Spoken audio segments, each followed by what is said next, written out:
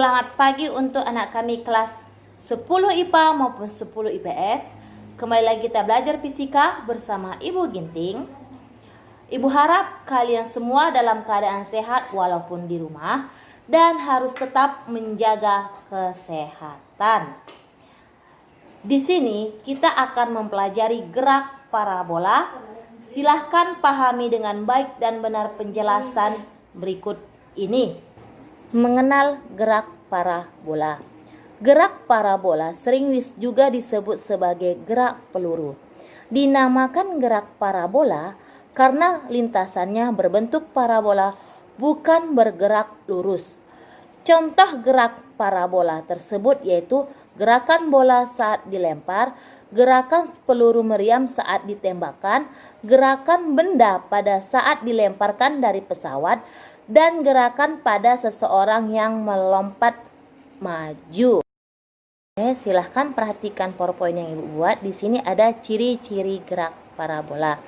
Di sini lintasan pada gerak parabola berbentuk lengkung, seperti lintasan bola yang ditendang oleh pemain sepak bola. Pada gerak parabola juga kamu harus memperhatikan posisi benda di saat akan dilempar, saat benda berada di udara, dan saat kembali di tanah oleh faktor gravitasi bumi. Dan perlu juga kamu ketahui, pada gerakan parabola, gesekan udara diabaikan. Perhatikan gambar gerak parabola berikut dan beserta rumus serta contoh soalnya. Jika nanti ada yang kurang mengerti, kalian dapat bertanya di grup WA kita. Silahkan pahami. Baik anak kami, coba perhatikan gambar ini. Ini merupakan lintasan dari gerak parabola. Gerak parabola ini juga dikatakan dengan gerak dalam dua dimensi. Kenapa dikatakan dalam dua dimensi? Karena benda yang bergerak parabola terhadap sumbu X dan sumbu Y. Ini sumbu X dan sumbu Y. Jika benda bergerak pada sumbu X, maka dia akan melakukan GLB ataupun gerak lurus beraturan dengan kecepatan tetap. Maka di sini kecepatan pada sumbu X, jika dia membentuk sudut alfa, gunakan cos. Tetapi jika benda bergerak pada sumbu Y, maka benda ini berubah menjadi GLBB ataupun gerak lurus berubah beraturan dengan kecepatannya berubah secara tetap. Maka di sini jika dia bergerak pada sumbu Y, maka gunakan sudut sin alfa. Tapi jika benda pada saat dilempar dan memiliki titik tertinggi atau Y max pada titik C ini, di sini PY-nya sama dengan 0. Untuk berikut ini Ibu tuliskan rumusnya. Sehingga dari gambar tersebut dapat kita rumuskan P0 X sama dengan P0 cos alpha. Px sama dengan P0 X.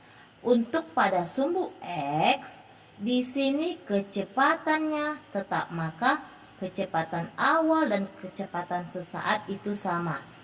Kenapa? Karena dia bergerak lurus beraturan.